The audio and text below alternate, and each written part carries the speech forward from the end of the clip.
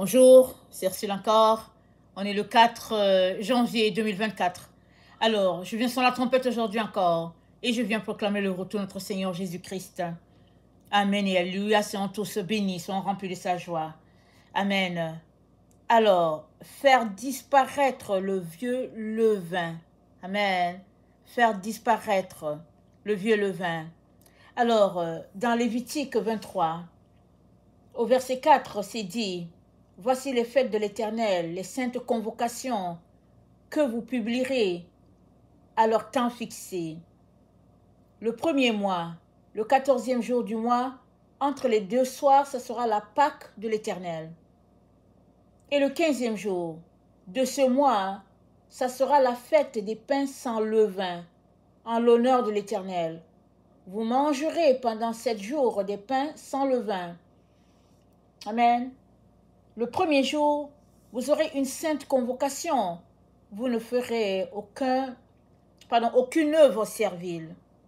Amen. Donc pendant 7 jours, il est recommandé à Israël de ne pas manger du pain avec le vin. Parce que la fête des pains sans levain, c'est une fête que Israël doit observer. Et après avoir observé cette fête-là, il y a une sainte convocation, c'est-à-dire il y a la trompette qui est sonnée, le peuple est invité à se retrouver à la synagogue ou bien dans les familles pour fêter, pour célébrer le fait que pendant une semaine, ils ont mangé du pain et il n'y avait pas du levain dans le pain. Alors, quand on s'habitue à manger du pain sans levain, depuis l'enfance, c'est quelque chose qui se passe bien, n'est-ce pas? Mais si tu es habitué à manger du pain avec le vin et que vient le moment de ne pas manger du pain avec le vin, souvent c'est difficile. Il y a beaucoup de gens qui trouvent ça difficile. Ils trouvent que le pain sans le vin, ça n'a pas de goût. Parce qu'ils se sont habitués à manger le pain avec le vin. Mais Dieu n'est pas en train de parler du fait d'avoir du goût ou pas. Dieu est en train de donner une leçon spirituelle ici à Israël. Il est en train de dire à Israël, en tout cas, vous devez observer cette fête-là parce que le levain, c'est symbole du péché. Alors que Israël vivait en Égypte, Israël s'est corrompu au Dieu de l'Égypte. Même s'il ne voulait pas, c'était compliqué parce qu'il fallait souvent obéir aux ordres de Pharaon. Et tout le peuple était appelé à faire certaines choses selon qu'on leur demandait de le faire. Et surtout que Israël était esclave. Il fut un temps où il ne l'était pas, mais quand vint un pharaon qui n'a pas connu Joseph, Israël est tombé dans l'esclavage. Et ils se sont associés au Dieu de l'Égypte. Et avant que Dieu les fasse sortir de là, Dieu leur a dit, vous allez manger du pain sans levain. Et après cela, ce fut la Pâque où ils devaient manger l'agneau sans s'asseoir. C'était de le manger rapidement parce que ce jour-là, Dieu allait apporter la délivrance. Et entre le temps où ils n'ont pas mangé le pain avec le vin et le temps où ils ont mangé leur Pâque, il y a eu ce jour-là où il fallait qu'ils marquent le sang à la porte. Comme quoi, ils appartenaient à Dieu et ils obéissaient à Dieu. Et l'ange de la mort passerait cette nuit-là. La porte devant laquelle le sang n'était pas marqué, il y aurait mort. Et ce jour-là, il y a eu tellement de morts. Dans l'Égypte, tous les premiers-nés sont morts. En Égypte, il n'y avait pas une maison là où il n'y avait pas le deuil. Et Pharaon a appelé Moïse, il a dit, vous pouvez quitter le pays et puis vous pouvez vous en aller. Parce que c'était comme le dégoût total de Pharaon, surtout que les morts étaient un peu partout. Amen. Et entre les deux fêtes, c'est-à-dire Israël a d'abord passé quelques jours sans manger du pain avec le vin. Après cela, Israël a marqué le sang de l'agneau à la porte pour témoigner de leur appartenance à l'Éternel des armées. Et après, il y a eu la délivrance, la Pâque, et puis ils sont partis. Alors, le pain sans levain, amen, pendant une semaine, est le reflet d'une vie sans péché. Amen. Et voilà pourquoi, après une semaine, Dieu dit à Israël, il y a 5 convocations. Vous devez vous rassembler, donc Israël se rassemble, et puis ils célèbrent l'Éternel, ils fêtent, parce que ils ont passé une semaine sans mettre du levain dans leur corps, c'est-à-dire la levure boulangère, ou bien la levure chimique, en tout cas tout ce qui est levure, n'a pas été ajouté dans leur alimentation. Et Dieu nous dit, dans 1 Corinthiens 5, c'est 1 Corinthiens 5, amen.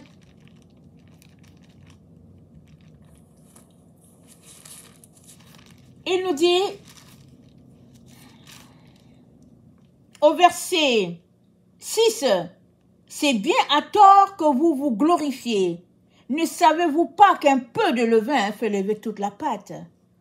Faites disparaître le vieux levain, afin que vous soyez une pâte nouvelle, puisque vous êtes sans levain, car Christ, votre Pâque, a été immolé. Célébrons donc la fête, non avec du vieux levain, mais avec un levain de malice. Pardon. Célébrons donc la fête, non avec du vieux levain, non avec un levain de malice et de méchanceté, mais avec des pains sans levain, de la pureté et de la vérité. Amen. Alors, le pain sans levain symbolise un corps dépouillé de toute souillure. Le pain sans levain appelle à la purification, à la sanctification. Et ici, Paul mentionne bien, il dit, ce n'est pas une fête avec la malice, c'est-à-dire on fait semblant, comme si on a changé, mais dès que la semaine de manger du pain sans levain passe, allez, on reprend son ancienne vie encore, toujours dans le même péché. Alors, ce n'est pas non plus une fête pendant une semaine de vie sans méchanceté, et dès que la fête finit, on passe dans la méchanceté. Paul dit non. Il dit de célébrer la fête de pain sans levain une bonne fois pour toutes, exhortant le peuple à sortir une bonne fois pour toutes du péché, afin d'avoir un corps purifié, un corps sanctifié en l'honneur de l'Éternel. Et ce conseil que Paul donne aux Corinthiens, c'est le même conseil que Dieu nous donne aujourd'hui. Il nous appelle tous, sans exception, nous qui nous appelons ses enfants, il nous appelle à quitter les voies du péché et à marcher dans la voie de la lumière et de la vérité. Alors, péché, c'est péché, n'est-ce pas? Péché, c'est péché. Seul problème, c'est que une personne peut voir très bien le péché de l'autre et ne pas voir son propre péché. Alors, une personne peut très bien voir, dire, il y a un péché ici, mais l'autre ne voit pas. Mais est-ce que c'est parce que tu ne vois pas le péché que ce n'est pas péché? La meilleure façon de connecter à ton péché, c'est de passer le temps avec le Seigneur. C'est de lire ta parole, c'est de mener une vie proche de Dieu. Et là où le Saint-Esprit veut t'amener, il va pointer un péché qui, au fait, à tes yeux, n'est pas péché. Parce que tu ne le vois pas ça comme péché. Ça fait partie de ta vie normale. Tu connais les grands péchés, tu ne mentiras pas, tu ne voleras pas, et puis tu ne diras pas de faux témoignages. Tous ces gros péchés-là, on les connaît. Et souvent, hein, on sait tout de suite que, ah tiens, ça c'est un péché, je ne veux pas le faire. Mais il y a d'autres péchés qui sont un peu subtils. Et ceux-là, ils font souvent partie de notre angle mort. Et on ne les voit pas. Et Dieu, dans son grand amour, les pointe dans notre temps d'intimité avec lui. Parce que vous savez, c'est une grâce, n'est-ce pas, que Dieu puisse pointer ton péché. Qu'il puisse te montrer, tiens, voici, ça c'est un péché. Il y a de ces habitudes que nous avons, ce n'est pas un péché. Amen. Nous avons ces habitudes-là, on l'a développé, de sorte que ce n'est pas un péché pour nous. Mais en réalité, c'est un péché. Parce que ça gruge notre temps avec Dieu. Et comme aller faire du lèche-vitrine. Aller faire du lèche-vitrine. En gros, c'est pas un péché. Tu restes à la maison, tu es fatigué, tu veux prendre de l'air. Alors, tu vas flâner, tu vas faire du lèche-vitrine. Mais, quand on regarde la situation comme ça, on se dit c'est pas un péché. Parce que dans la culture de Babylone, on a appris à sortir, aller faire du lèche, aller s'asseoir à un café, et puis bon voilà. Mais, quand on s'arrête en profondeur, et qu'on a appris à gérer chaque minute, on va se rendre compte que c'est une faute. Parce que si tu n'as rien à faire dans un centre commercial, pourquoi est-ce que tu y vas? Amen. Tu y vas pourquoi? Parce que ce temps-là que tu prends pour aller dans le centre commercial, tu peux le prendre pour prier pour quelqu'un. Tu peux le prendre pour lire ta parole. Tu peux le prendre pour aller rendre visite à un malade. Tu peux le prendre pour l'investir à la manière de Dieu. Mais parce qu'on s'est habitué à faire de notre vie ce qu'on veut, alors il y a de ces choses que ce n'est plus péché pour nous. Mais Dieu aimerait nous amener à ce stade-là de vie où il nous délivre de toutes ces choses-là qui sont péchés, mais qui à nos yeux n'est pas péché. C'est là que Dieu veut nous amener. Voilà pourquoi Paul, il dit, faites disparaître le vieux levain afin que vous soyez une pâte nouvelle. Et le vieux levain, amen, vous savez que le levain, on le fabrique. On le fabrique d'une façon et on a la levure boulangère. Alors, quand la fête des pains levain, la fête des pains sans levain arrive, Israël se débarrasse de tous les levains qu'il y a dans la maison. Il jette complètement tous les levains. Puisque le levain représente le péché, Israël jette tout le levain. Tout. Et Paul dit, faites disparaître le vieux levain, afin que vous soyez une pâte nouvelle. Alors, le levain, il est fabriqué.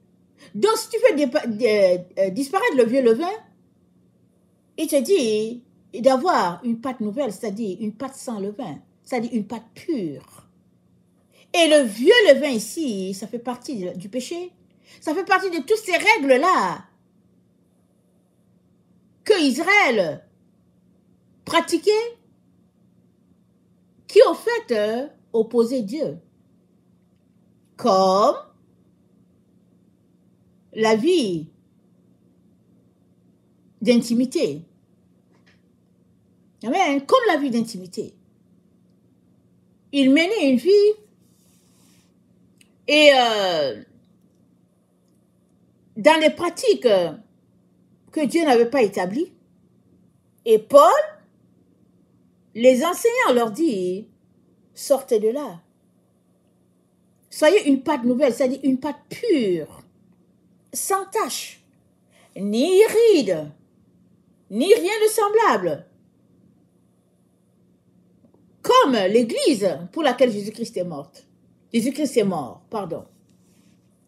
Et le levain, faire disparaître le levain correspond à cette parabole de Jésus qui a dit « Personne ne prend du vin nouveau pour le mettre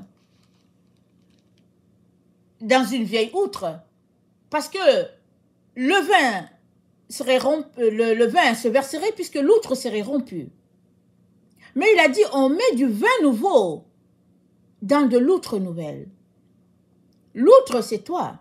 Tu es le récipient qui doit recevoir le nouveau vin. Et tu as besoin de nettoyer ce récipient que tu es, le sanctifier, le purifier, le laver, le rendre propre de manière à ce qu'il puisse recevoir le Saint-Esprit, ce qui est le vin nouveau. Alors, la marche avec notre Seigneur, c'est une marche de renoncement aux œuvres mortes pour se remplir des œuvres de lumière. Et ça, c'est une vie de tous les jours. Il n'y a pas un jour où on dit, ok, aujourd'hui je prends off. Aujourd'hui je ne marche pas dans la lumière, je suis off. Non, on ne peut pas faire ça. Une fois que tu as donné ta vie à Jésus et que tu as pris le chemin de la sanctification, c'est ta marche désormais à tous les jours. Et tu dois prendre plaisir dans cela. Et une fois que tu prends plaisir à cela, tu te comportes de manière à ne pas retomber dans les choses dans lesquelles tu étais avant. Et souvent, ça prend que tu te sépares des gens avec qui tu étais. Parce que ces gens, ils n'ont jamais quitté cette vie-là. Alors, si tu retournes avec eux, ils vont t'envoyer dans la même vie dans laquelle tu étais. Et très souvent, la chose la plus facile, c'est de te séparer de ces gens-là. Et dans Tite 2, au verset 11, c'est dit, « Car la grâce de Dieu, source de salut pour tous les hommes, a été manifestée. Elle nous enseigne à renoncer à l'impiété et aux convoitises mondaines et à vivre dans le siècle présent selon la sagesse, la justice et la piété, en attendant la bienheureuse espérance et la manifestation de la gloire du grand Dieu et de notre Sauveur Jésus-Christ, qui s'est donné lui-même pour nous, afin de nous racheter de toute iniquité et de se faire un peuple qui lui appartienne, purifié par lui et zélé pour les bonnes œuvres. » Amen. Un peuple racheté, mais purifié. C'est ça que Jésus-Christ veut pour chacun d'entre nous. Alors, ce n'est pas parce que on s'est habitué à aller faire du lèche-vitrine que c'est correct de faire du lèche-vitrine tout le temps. Non. C'est un péché. C'est flâner. C'est perdre le temps. C'est gaspiller le temps de Dieu. Quand on marche avec Dieu, c'est gaspiller son temps. Alors, ce n'est pas parce que on s'est habitué avec un type de péché qu'on reste dedans, on se dit, non, mais c'est pas grave. On se dit, non, mais c'est pas grave, écoutez, c'est pas grave, j'ai grandi dedans, et puis c'est pas grave. Non, c'est grave. Amen, c'est grave. Donc, quand Dieu pointe quelque chose, il est très, très important de l'enlever. Et même si Dieu n'a pas pointé, c'est de venir devant lui pour dire, Seigneur, montre-moi ce qui est péché dans ma vie que je ne vois pas, s'il te plaît. Très, très souvent, il y a des péchés qui sont dans notre angle mort. On ne voit pas. Comme quand on conduit, l'angle mort, il est tel qu'il faut allonger le cou pour pouvoir voir s'il y a une personne qui est là ou bien un obstacle. Sinon, on ne voit pas. Et il y a des péchés qui sont comme ça. Ils sont ça vient soit de notre culture, soit de notre éducation, soit tout simplement du fait que on l'a intégré à notre vie parce que on l'a appris sur les bancs et finalement, on ne voit rien là-dedans. Mais si on développait d'aller devant Dieu à tous les jours et lui poser cette question simple pour dire, Seigneur, est-ce que tu veux me montrer ce qui est levain dans ma vie? Je vous dis, il le ferait. Parce que le Saint-Esprit est là pour nous conduire dans la vérité. Le Saint-Esprit est là pour nous conduire. Pour nous aider à ôter le vieux levain, afin qu'on soit une pâte pure pour le Seigneur, pour notre Dieu.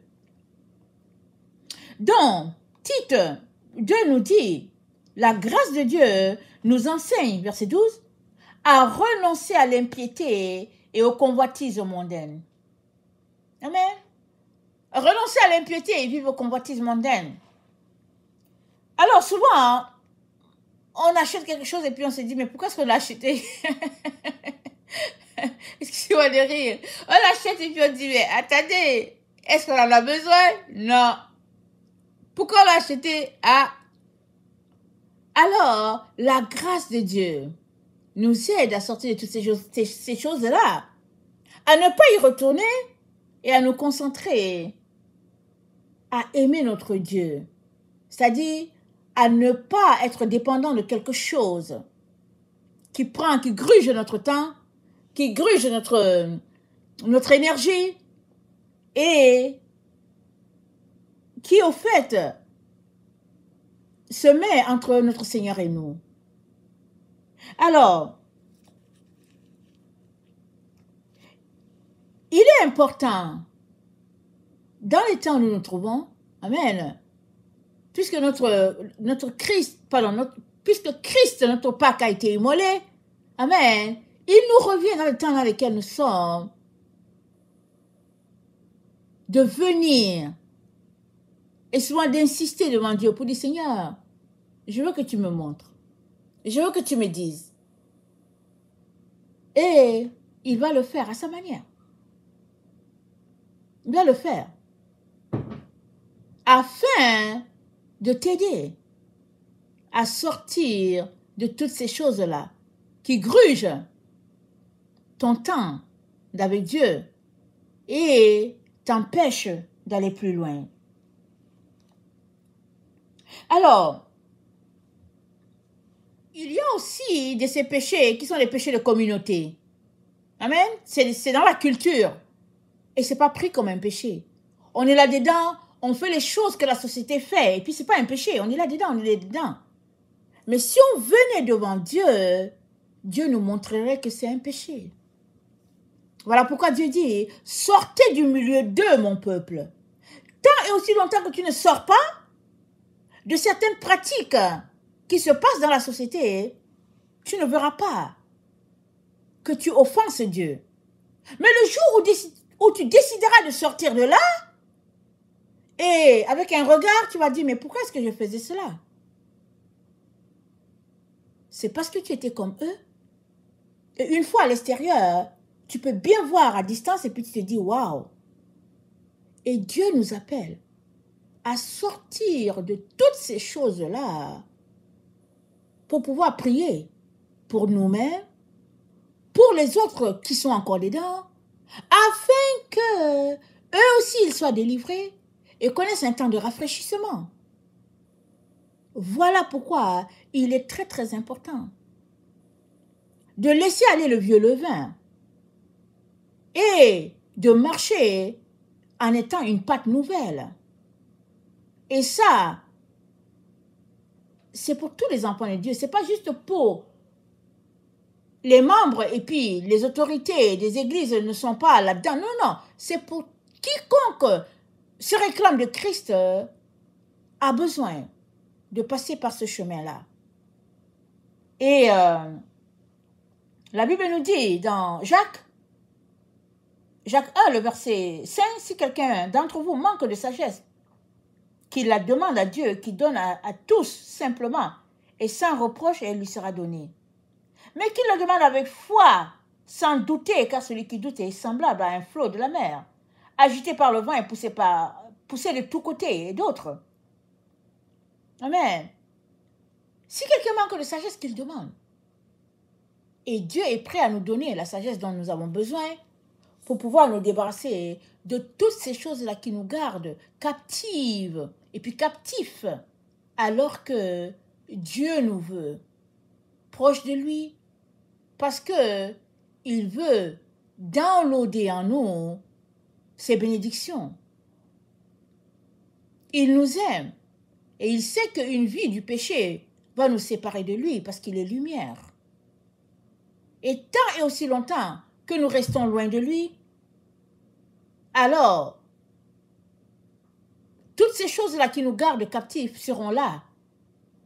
Mais plus on va dans sa présence, ces choses se dissipent par elles-mêmes, et ou bien on va dans sa présence et puis on va se demander, mais pourquoi est-ce que je fais ceci, je fais cela? Parce que la présence de Dieu consume nos impuretés. Et Dieu nous appelle à être purs. Parce que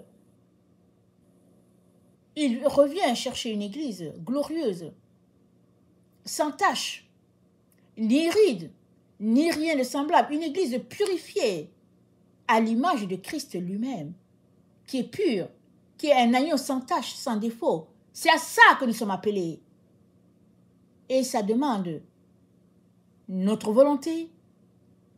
Ça demande qu'on puisse s'organiser, c'est-à-dire avoir un emploi du temps pour dire « je vais aller prendre ce temps-là dans la prière ». Ça demande qu'on ait le Saint-Esprit pour nous aider parce qu'on ne peut pas faire ce travail-là seul. On ne peut pas. Mais avec le Saint-Esprit qui a été promis, qui est là, on sera triomphant de nos faiblesses et on sera victorieux pour mener cette vie-là que Christ a acquis pour nous. Ce n'est pas une vie de la chair, c'est une vie de l'esprit que nous sommes appelés à vivre. Et cela demande, amen, que nous puissions nous impliquer nous-mêmes. Souvent, on laisse tout entre les mains de Jésus. On dit, ah oui, je suis sauvé par grâce, amen, alléluia. Et on ne fait plus rien. Et on passe le temps à regarder les émissions de la télévision et puis des choses comme ça. Non. Si tu as des émissions à regarder et que c'est des émissions de Dieu, des choses comme ça, ok. Tu as des émissions à regarder. Comme ces derniers temps, il y avait des prophéties que je devais écouter et puis je n'ai pas écouté. Et puis je me suis retrouvée ces derniers temps à aller écouter parce que je voulais écouter certaines prophéties là, qui étaient là, que j'ai traîné, et puis je les recherchais. Alors ça m'a pris quelques temps, quelques heures un peu supplémentaires. Et puis bon, c'est là, c'est correct. Mais si maintenant, je me tends seulement, juste sur les vidéos, il y a un problème. Parce que je dois me nourrir moi-même. Et il n'y a que la personne qui est nourrie qui peut nourrir l'autre. Si tu es affamé, à qui vas-tu donner de la nourriture puisque tu n'es pas capable de te tenir debout pour donner à manger à l'autre? Amen. Et cela demande de couper dans tout ce qui est futile. Amen. Et de prendre le temps avec le Seigneur. Et avec lui, c'est ce qui est utile. Et Dieu ne veut que nous aider. Il a dit, je ne vous laisserai pas orphelins. Je vous donnerai un autre consolateur qui sera toujours avec vous. Jésus était un consolateur pour ses disciples. Et quand il est parti, il dit, je vous donnerai un autre. Et il dit la même chose pour nous, pour notre génération, pour notre groupe, pour notre temps dans lequel nous sommes. Le Saint-Esprit est là, il veut nous aider. Alors, ce n'est pas parce que tu as été rempli du Saint-Esprit une fois que tu dis, ok, c'est fini. Tu as été rempli du Saint-Esprit, il y a quelques années, tu dis, ok, j'ai le Saint-Esprit. Non, le Saint-Esprit, ça se renouvelle tout le temps. Tout le temps, tout le temps. Et Dieu ne veut que nous remplir. Il nous suffit de trouver le temps, de dégager le temps nécessaire, de couper ce qui doit être coupé, pardon, et de laisser Dieu faire son œuvre pleinement en nous pour que nous aussi, nous soyons une source de bénédiction pour d'autres personnes. Amen. La Bible dit quoi? Que Christ est devant le Père intercédant pour nous. Dieu aimerait aussi que nous soyons là, devant le trône, intercédant pour les autres. Amen. Intercédant pour nos camarades, nos collègues, les membres de notre famille. C'est à ça que nous sommes appelés, c'est-à-dire à être les imitateurs de notre Seigneur. C'est notre vie. Mais tu peux juste intercéder pour quelqu'un d'autre si toi-même, tu intercèdes pour toi et tu te dégages de tout ce qui te perd le temps, l'énergie, qui te distrait. Ce n'est que comme ça que tu peux entrer dans ta destinée et accomplir le plan de Dieu pour toi. Et Dieu veut t'aider. Il veut aider quiconque. Il veut aider quiconque. Accomplir le plan de Dieu.